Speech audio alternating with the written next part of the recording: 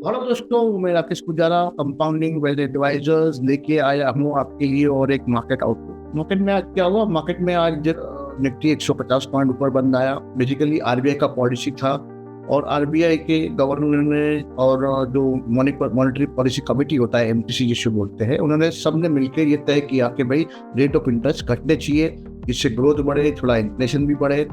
वैसे during the week तो GDP का डेटा बहुत अच्छा आया, 8.2 रहा, लेकिन वो रियल जीडीपी है।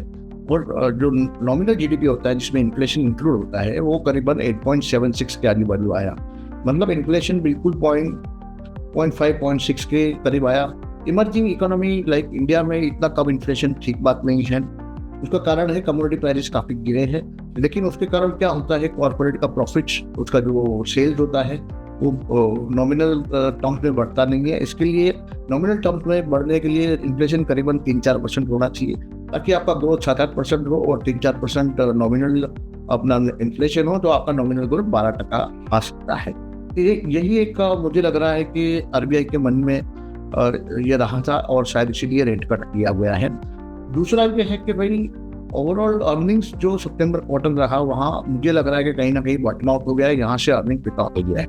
मार्केट ऑलमोस्ट न्यू हाई की तरफ है, लेकिन जो माहौल न्यू हाई जैसा नहीं है। बिल्कुल स्मॉल कैप और मिड कैप में बहुत ही कार्नेज है। मीडियम ड्रॉडाउन आप गिने NSE 500 का या स्मॉल कैप इंडेक्स का या माइक्रो, तो करीबन 30-40% लोगों के स्टॉक गिरे हुए हैं। तो पोर्टफोलियो ऑल टाइम हाई पे नहीं लग रहा है, और इसलिए शायद लोगों का इतना मूड भी नहीं है कि भाई हमारा पोर्टफोलियो तो डाउन है और मार्केट। तो अभी ये फ्रंट लाइन में रहने का टाइम है, लार्ज कैप में रहने का टाइम है। चलिए मैं अपना स्क्रीन शेयर करता हूँ ताकि हम कुछ चार्ट आज एनालाइज कर पाए और डिटेल में एनालिसिस करेंगे हम। बिल्कुल, ये निफ्टी जो रहा, ये वीक में 0.06% ही खाली ऊपर। आज ऑफकोर्स 152 पॉइंट्स था। निफ्टी का वीकली चार्ट है, देखिए कितना बढ़िया सा राउंडिंग हो रहा है। ये एक्यूमुलेशन, ये करेक्शन था, यहाँ से बढ़ा, यहाँ गिरा और यहाँ से राइट हुआ। तो मुझे लग रहा है कि इसके ऊपर जो ब्रेकआउट आएगा, जो आ ही गया है ऑलमोस्ट, उसके बाद ये जो डेप्थ है 21,900 और करीबन 26,300 की, वो ऊपर रेप्लिकेट हो सकती है। मतलब करीबन 4-4.5 पॉइंट का राइज आ सकता है in the long run.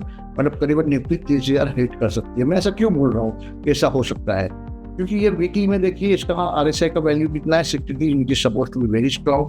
RS का वैल्यू कितना है, 0.04, मतलब आउट परफॉर्मेंस भी हो रहा है। Let's go to the daily chart as well. Let's see daily chart क्या बोल रहा है।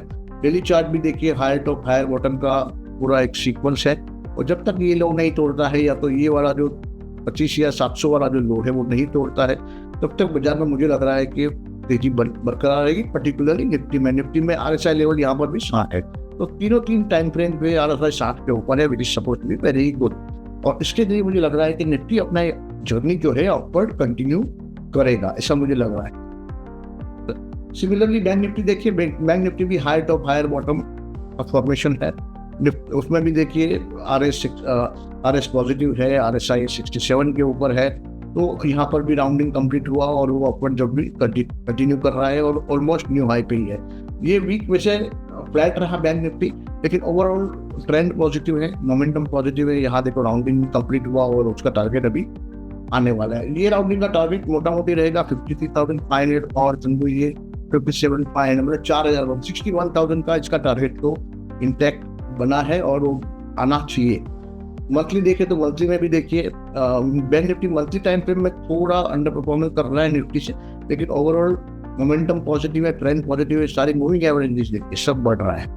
ठीक है, तो ये था bank Nifty. Let us go to यहाँ जो है वो पेन है, क्योंकि ये ड्यूरिंग द वीक भी देखो 0.5% नेगेटिव बंद आया और यहाँ भी ऑल टाइम हाई से थोड़ा दूर है, और जो लोगों का पोर्टफोलियो काफ़ी डाउन है, इसलिए लोग इतने खुश नहीं है ऑल टाइम हाई से नहीं।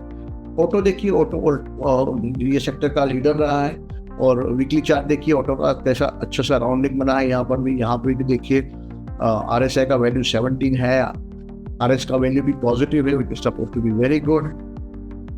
पर भी RSI देखिए करीबन 62 है। यहाँ देखो 60 के आजू बाजू 57 का सपोर्ट देखिए, अभी वो अपवर्ड जर्नी कर रहा है। मंथली भी 60 के ऊपर ही RSI, तो तीनों टाइम फ्रेम अच्छे हैं। प्लस यहाँ से देखिए मंथली में भी अच्छा सा राउंडिंग है। तो ऑटो का हम टारगेट निकाले तो करीबन 20,200 से लेके 27 या मतलब करीबन करीबन 5,000 पॉइंट यहाँ से बढ़ने की आशंका है। मतलब 20% तक राइज आ सकता है, आएगा ऐसा नहीं बोल सकते, ये मार्केट में सब प्रोबेबिलिस्टिक होता है। तो ऑटो भी मुझे ठीक ही लग रहा है। और लेट अस सी कंजम्पशन। कंजम्पशन देखिए कुछ नहीं कर रहा है, डेली चार्ट है कंजम्पशन का, आप देख सकते हैं। देखिए RSI भी कैसा ऑसिलेट कर रहा है बिटवीन 40 एंड 60 एंड RS भी देखिए नेगेटिव है। यहाँ प्राइस एक्शन में भी कुछ नहीं है, मूविंग एवरेज भी देखो टोल मटोल कर रहे हैं, तो कुछ भी कंजम्पशन में नहीं है। Finance of course bank Nifty का पार्ट है, तो फिनेंस का निफ्टी का चार्ट कंपैरेटिवली बेटर है और बहुत अच्छा है। और यहाँ हम बुलिश है, तो यहाँ डेली वीकली मंथली तीनों देखेंगे तो तीनों पॉजिटिव। देखिए दूसरा जो थोड़ा नेगेटिव सेक्टर है मेरे हिसाब से वो है FMCG देखिए 50 के नीचे RS भी नेगेटिव है और प्राइस कंटिन्यूसली गिर रहा है, मूविंग एवरेज सारी ऊपर है और डाउनवर्ड स्टॉकिंग है। इट मीन्स कि यहाँ पर कुछ भी नहीं हो रहा है। Let us go to the next sector, infra थोड़ा देखो थोड़ा इंप्रूवमेंट हुआ, जब ये रैली आई तभी ये RSI ऊपर गया, थोड़ा करेक्ट हुआ, वापस यहाँ रहा, तो वहाँ थोड़ा डाइवर्जेंस भी रहा, भाव ऊपर गया और ये डाइवर्जेंस है, तो यहाँ मुझे लग रहा है कि थोड़ा टाइम पास कर सकता है और यहाँ से वापस ऊपर जा सकता है। और देखिए कभी भी ऐसा राउंडिंग कंप्लीट होता है और रीटेस्ट होता है तो ये बाइंग एरिया होता है, यहाँ से हो सकता है कि ये अपना अपवर्ड जर्नी कंटिन्यू करे। लेकिन लेट अस सी इंफ्रा का वीकली चार्ट क्या बोल रहा है। वीकली में भी देखिए RS करीबन 59.75 है, सॉरी RSI 59.75 है, RS पॉजिटिव है, मतलब वीकली में भी मोमेंटम और ट्रेंड दोनों पॉजिटिव है, मूविंग एवरेजेस के ऊपर भाव है।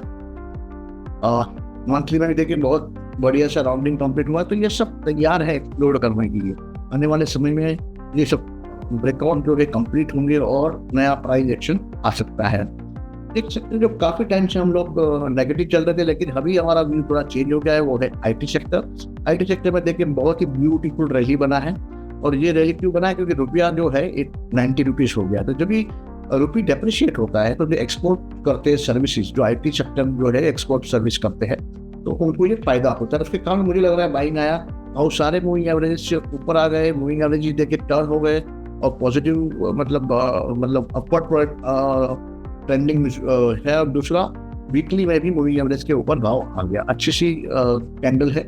और ये वीक में देखिए IT सेक्टर वो जो weak sector of the week करीबन 3.5% बढ़ा, उसमें भी देखिए RSI करीबन 60 के करीब पहुंच गया है। और जो उसका अंडर परफॉर्मेंस है धीरे धीरे मुझे लग रहा है कि वो न्यूट्रल की तरफ जा रहा है। तो डेली और वीकली चार्ट IT के बहुत अच्छे हैं और मुझे लग रहा है कि यहाँ से भी IT में बढ़ने की जगह काफ़ी है। मंथली में भी देखिए 50 के ऊपर आ गया, 55 का RSI है, वहाँ पर भी देखो अंडर परफॉर्मेंस है, लेकिन मुझे लग रहा है कि अभी जैसे आउट परफॉर्मेंस चालू हुआ है तो धीरे धीरे वो भी न्यूट्रल टू प्लस जोन में जा सकता है। तो IT सेक्टर जो है वो ध्यान रखने लायक है। मीडिया में कुछ भी नहीं हो रहा है, हम लोग काफ़ी 8, 9, 10 महीने 12 महीने से नेगेटिव है और मीडिया में एब्सोल्युटली कुछ नहीं है। Metal sector what again one of our favourite, but daily chart में थोड़ा मुझे लग रहा है ब्रेकडाउन हुआ है, मोमेंटम लॉस हुआ है, तो उसको बिल्ड करने को वापस टाइम लगेगा। लेकिन वीकली और मंथली देखे तो काफ़ी कुछ जो ओवरबॉट सिचुएशन था वो तो नॉर्मलाइज हो रहा है। और यहाँ मुझे लग रहा है फॉर्मेशन भी काफ़ी अच्छा है, W पैटर्न बोलो या रिवर्स हेड एंड शोल्डर बोलो, रिवर्स हेड एंड शोल्डर दिख रहा है यहाँ पर। और ये जो है वो यहाँ से 8,000 और ये जो उसका टॉप है 10,200 मतलब 2,500 पॉइंट, मतलब करीबन 30% की रैली बन सकती है अगर इसके ऊपर भाव गया तो ये फिर सारी फ्यूचर प्रोजेक्शंस है, हो नहीं हो। अगर नहीं होगा तो डेफिनेटली वीकली मूविंग एवरेज के नीचे भाव जाएगा, डेली मूविंग एवरेज के नीचे भाव जाएगा। अभी जैसे 200 डे मूविंग एवरेज यहाँ पर है डेली, तो भाव काफ़ी दूर है, यहाँ 50 मूविंग एवरेज पे सपोर्ट ले रहा है। तो मेटल भी एक ध्यान देने जैसा है। MNC इंडेक्स देखिए, MNC इंडेक्स भी स्लोली क्रॉल कर रहा है, तो ऐसे एब्सोल्युटली मुझे लग रहा है थोड़ा यहाँ मोमेंटम लॉस हुआ है और यहाँ से थोड़ा दूर रहेगी।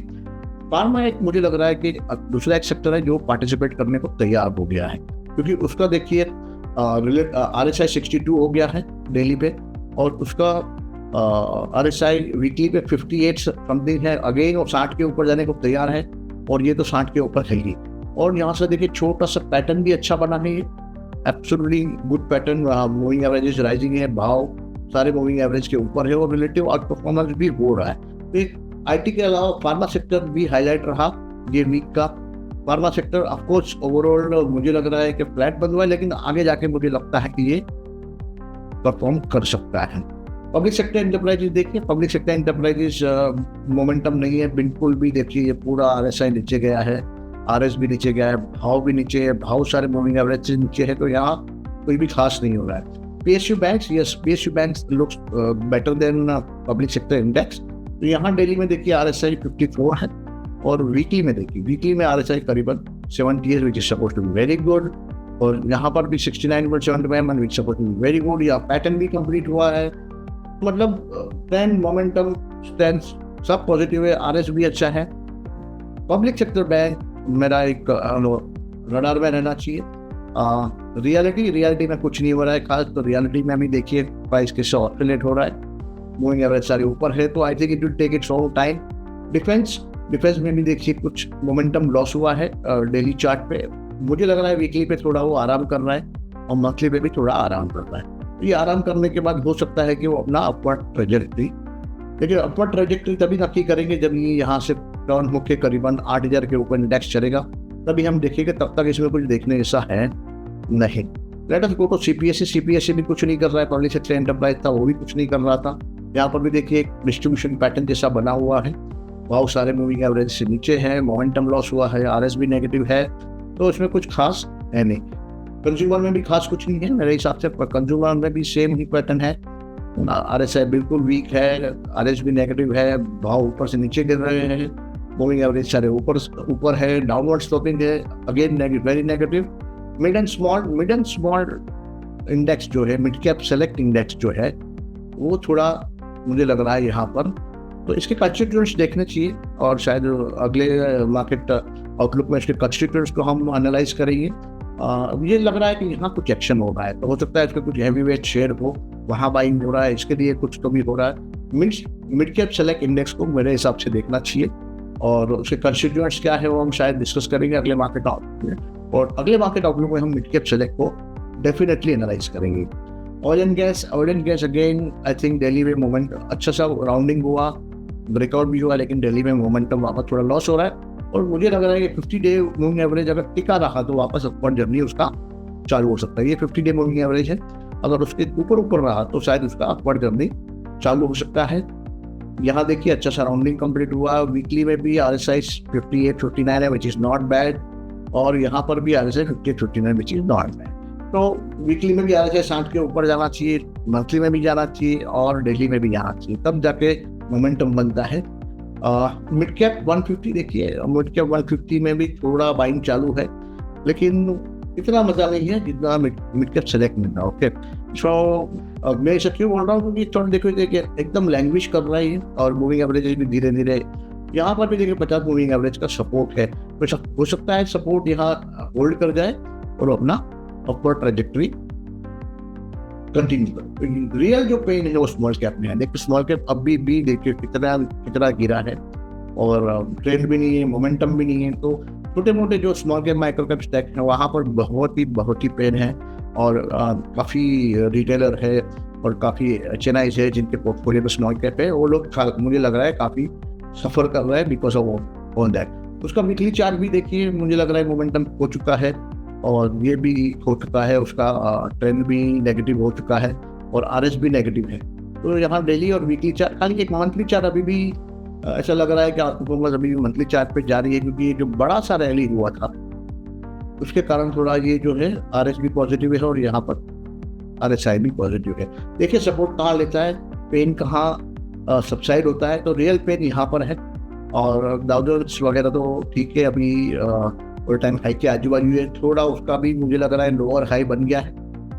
ये मैं देखूंगा अगर ये जो लो है 45,780 के एनुअल का लो या वे टूटेगा तो इसका हाइट ऑफ हायर बॉटम का जो श्रृंखला है वो टूट जाएगा और हम लोग नेगेटिव हो जाएंगे। SPX में भी सेम है, अगर ये जो लो है वो टूटा तब हम जाके नेगेटिव हो गए, तब तक अभी तक हाइट ऑफ हायर बॉटम चालू है। नास्डैक देखिए, नास्डैक में भी सिमिलर पैटर्न है। DXY डॉलर इंडेक्स 99 है which is suppose to be good for emerging market like us. वो पहले 100 के ऊपर गया और वहाँ से वापस इंटरेस्ट चालू किया। मेरा लॉन्ग टर्म हमारा व्यू DXY पे ऐसा है कि कई बार ये जो लो है 96 वो भी तोड़ेगा और आगे जाके 75 तक भी जाएगा और तभी जब लंबा चौड़ा जो रैली है तभी आएगा जब ये खिल जाए। तो बहुत ही बढ़िया है। अभी भी देखिए अच्छा सा राइज हुआ, करेक्शन हुआ और ये वापस कंटिन्यूएशन हो रहा है। तो गोल्ड मेरे हिसाब से पॉजिटिव है और गोल्ड फ्यूचर्स है ये इंडिया विक्स है। इंडिया विक्स करीबन 10 के करीब चल रहा है, मतलब कोई ज़्यादा वॉलिडिटी है नहीं। और 10.5 की is a very very low risk environment. इसके लिए ऑप्शन में भी लोगों को काफ़ी पैसा नहीं आ रहा है, क्योंकि वॉलिडिटी कम होने के कारण ऑप्शन प्राइसिंग भी काफ़ी कम है। Let's go to silver. Silver का एक अलग ही कहानी चालू है, जब क्या ब्यूटीफुल फॉर्मेशन है। तो प्रीवियस हाई था, करेक्ट हुआ, गोल्ड ने न्यू हाई नहीं माना लेकिन सिल्वर ने न्यू हाई मान लिया। तो इंडियन मार्केट में करीबन 1,82,000 के करीब ट्रेड कर रहा है। सिल्वर हमें अभी भी अच्छा लग रहा है और मुझे लग रहा है कि मल्टी ईयर उसका जो ब्रेकआउट है वो हुआ है और $49 या $50 के आजू बाजू ब्रेकआउट है और उससे टारगेट तो बहुत ऊपर के बन रहे हैं। लेकिन सिल्वर बहुत ही वॉलेटाइल कमोडिटी है, 5-5, 10-10, 20% नीचे ऊपर होता है, तो संभाल के उसमें काम करना चाहिए। USD INR देखिए काफ़ी वीक हुआ और अभी मुझे लग रहा है कि रेट कट का जो वीकनेस था वो उसके कारण वीक हुआ, रेट कट हो गया तो buy on rumours, sell on news वाला सिचुएशन हो गया और मुझे लग रहा है कि अभी यहाँ थोड़ा स्टेबल होना चाहिए USD INR। ऑयल में देखो एक रेंज बाउंड एक्टिविटी है और रशिया के साथ जो हमारा मीटिंग चल रहा है उसका आउटकम क्या होगा और यूएस को वेनेजुएला का जो प्रॉब्लम चल रहा है उसका आउटकम क्या होगा, उस पर शायद क्रूड का भाव डिपेंडेंट है। प्लस एनर्जी रिक्वायरमेंट जो है वर्ल्ड का वो काफ़ी सोलर से और अदर सोर्सेज ऑफ एनर्जी से मीट हो रहा है, तो शायद उसके चलते क्रूड मुझे लगता है रेंज बाउंड ही रहेगा। तो ये था हमारा आउटलुक। मुझे लग रहा है कि मार्केट यहाँ से ऊपर ही जाना चाहिए, पर्टिकुलरली निफ्टी, क्योंकि निफ्टी में ऐसा है कि बारी बारी एक सेक्टर, कभी बैंकिंग सेक्टर पार्टिसिपेट कर रहा है, कभी फाइनेंशियल्स कर रहे हैं, कभी PSU बैंक्स कर रहा है, कभी मेटल कर रहा है, कभी ऑटो कर रहा है और अभी IT ने भी पार्टी ज्वाइन कर लिया है, फार्मा पार्टी ज्वाइन करने की तैयारी में है। तो मतलब वेल स्प्रेडेड है और लार्ज कैप कॉन्सेंट्रेटेड है, स्मॉल कैप में बिल्कुल, मिड कैप फिर भी ठीक है, लेकिन बिलो 250 स्टॉक, जो जैसे निफ्टी लार्ज में 100 स्टॉक्स है, निफ्टी मिड कैप में 150 स्टॉक्स है, मतलब ये 250 स्टॉक छोड़ रहे, तो बाकी के स्टॉक्स में बिल्कुल भी कोई बाइंग नहीं है and that is a cause of concern.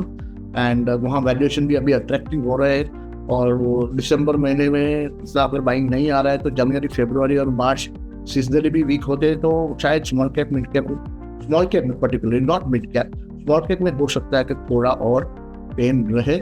Overall माहौल ठीक रहेगा।